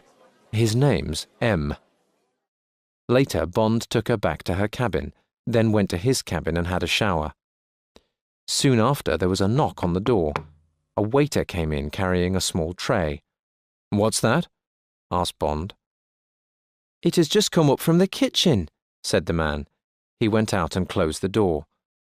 Bond looked at the tray. On it was a bottle of champagne, a plate with 4 small pieces of steak, and a small bowl of sauce. Next to this was a note.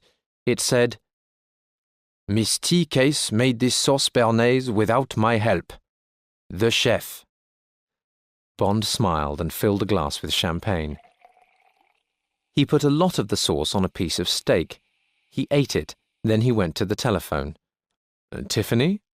He heard a little laugh at the other end. Then he said, Well, you can certainly make wonderful sauce béarnaise.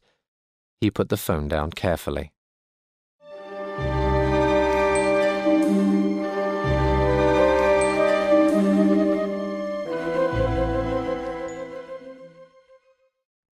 Chapter 18. Dead Men Can't Speak. It was 11 o'clock the next evening. There were only a few people left in the veranda grill. It was quiet, with only the soft sound of the sea outside. Bond and Tiffany had finished their dinner. They were holding hands and looking silently into each other's eyes. After a time, they got up and walked to the smoking room. They found a small table in a corner and ordered coffee. Bond suddenly saw that two men were looking at him. They were sitting at a table across the room, and they looked away quickly. One man had white hair, and the other was big and fat. Bond looked carefully at the fat man. Had he seen this man before? He turned back to Tiffany. Those two men across the room seem interested in us, he said. She looked past his shoulder. They're not looking at us now. The fat man's sucking his thumb. The white-haired man just looks stupid. Sucking his thumb, said Bond. He was trying to remember something. Forget it, James, said Tiffany.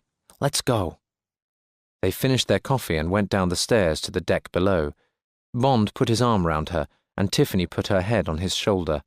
They walked in silence until they were inside Bond's cabin. Then Bond put his arms around her and said softly, My darling. Bond woke up to the sound of the telephone. The last thing he remembered was the door closing after Tiffany had left sometime during the night. The telephone bell rang again. Bond picked the telephone up. A voice said, There is a message for you, sir. Shall I send it down to you? Yes, thanks, said Bond. He looked at his watch. 3 o'clock in the morning. He climbed out of bed and went into the shower. Afterwards he pulled on a shirt and trousers. There was a knock on the door. Bond opened it and took the message from the man outside. It was from the Chief of Staff in London. It said, Secret check of Say's office found message to ABC from QE, signed by Winter. Winter knows that you are on Queen Elizabeth. Reply addressed to Winter orders him to kill Tiffany Case. We believe Say is ABC. Say flew to Paris yesterday and is now reported to be in Dakar. We think that man at Sierra Leone is beginning of pipeline. He is being watched. You will fly to Sierra Leone tomorrow night. Bond sat quite still in his chair. So somebody from the Spangled Gang was on the ship. Who? Where? He quickly picked up the telephone and phoned Tiffany. He heard it ring once, twice, 3 times. Bond dropped the phone and ran to her cabin. It was empty. Bond tried to think. Would the man question her before he killed her? Would he try to find out what she knew about Bond? Would he take her to his cabin? But which cabin? Bond ran to his cabin and found the passenger list. Winter! Cabin A49. Suddenly he remembered everything. Winter! Wint and Kidd, the 2 men in hoods, the 2 men on the plane from London. Bond got his gun and pushed it into the top of his trousers. A49 was below his cabin. That helps, he thought. He opened one of the 2 round windows in his cabin and looked down. How far down was A49? More than 2 meters. The sea was calm and there was no wind. It's a hot night, Bond thought. Will one of their windows be open? He took the sheets from his bed and began to tie them together. He tied one end of the rope round part of the window. Then he threw the tied sheets down the side of the ship. Don't look up and don't look down, he told himself. Don't even think about it. His mouth was dry and he could feel his heart beating fast. Some minutes later, he felt the metal window of A49 beneath his feet. It was open. His foot told him that the curtains inside the window were closed. He climbed on down. There were voices inside the room. Suddenly, a girl's voice cried, "No!" There was a moment's silence, then the sound of a slap. It was as loud as a gun firing a shot. Bond pushed himself through the curtains and into the cabin. He crashed to the floor, rolled over, and came up with his gun in his hand. It pointed at a place between two men. "Who sent for you?" said the fat man calmly. He was sitting in a chair opposite Tiffany. She was sitting on another chair. She was naked except for a pair of pants. She looked at Bond, and her eyes were wild and frightened. The white-haired man was sitting on the bed. He smiled at Bond. "Tiffany," said Bond, "go into the bathroom and close the door, then get into the bath and lie down." She moved quickly to the bathroom and shut the door behind her. Now she's safe from bullets, Bond thought, and she won't see what I have to do. 48, 65, 86. The fat man said the words fast. Were the words an American football signal? The fat man suddenly threw himself onto the floor. The white-haired man started to roll off the bed and away from Bond. Bond fired his gun. A hole opened up just below the man's white hair. His body fell. The fat man on the floor had his gun half out of his trousers. "Drop it and get up," ordered Bond. The fat man dropped the gun and stood up. He looked into Bond's eyes. He was afraid. "Sit down," said Bond. The fat man turned and walked back towards his chair. He sat down. Suddenly, his right hand reached down the side of his leg and came up with a throwing knife. Crack! The bullet from Bond's gun and the knife went past each other in the air. The eyes of the two men showed sudden pain, but the fat man's eyes closed a moment later. He fell backwards with his hand on the hole in his chest. Bond's eyes looked down at the blood on the front of his shirt. The handle of the knife was hanging down from his shirt. He turned and looked out of the open window. Very slowly, his body started to relax. After a moment or two, he pulled the knife from his shirt and threw it out of the window into the darkness. He walked across to the bathroom. "Tiffany, it's me," he said, and opened the door. She was lying face down in the bath with her hands over her ears. He helped her out of the bath and stood with his arms round her. "You're hurt," she said. She took off his shirt and washed the cut on his chest with soap and water. Bond collected her clothes from the cabin and brought them back to the bathroom. "Get dressed," he said. "Then clean everything that you've touched. We don't want to leave any fingerprints." He went back into the cabin. For the next half hour he did everything very carefully. He held the gun over the hole in the fat man's shirt and fired a second bullet through the hole. Now there were smoke marks around the hole. Next he put the gun in the fat man's right hand. "You shot yourself," he told the dead man. He went across to the white-haired man and picked him up. He carried him to the window and pushed him through it. He looked back at the fat man. "You and your friend had a fight," he said. "You shot yourself after you threw your friend out of the window. That's the story. I hope the police like it when we get to Southampton." He cleaned his fingerprints off everything that he had touched, pulled the sheets off one of the beds, then went to get Tiffany. He had to get her back to his cabin without anyone seeing them, and then sleep, with her body close to his and his arms round her forever. Forever? He looked at the dead eyes of the body on the floor. They seemed to speak to him, saying, "Nothing is forever. Only death is forever."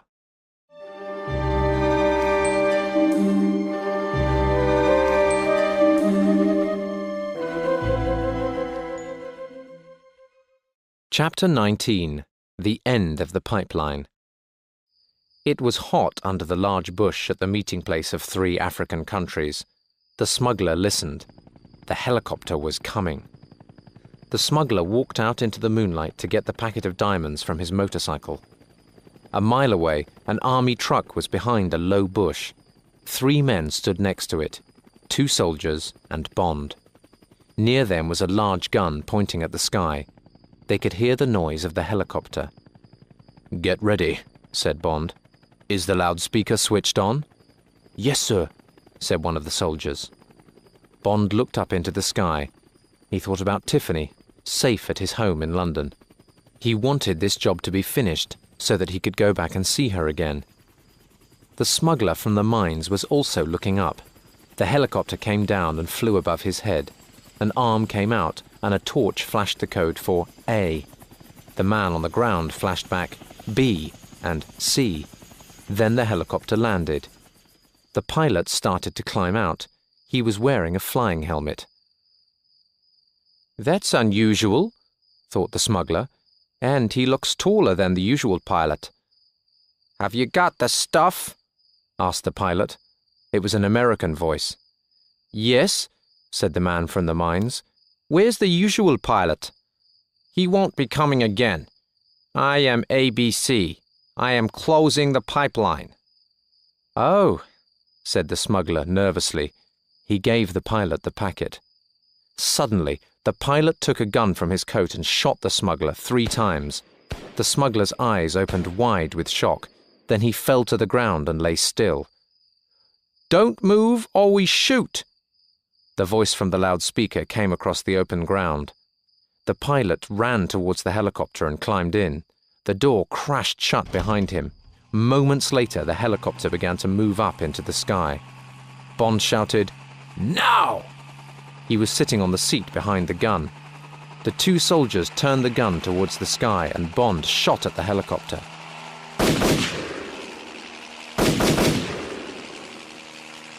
Red fire filled the sky, and then there was a much louder bang!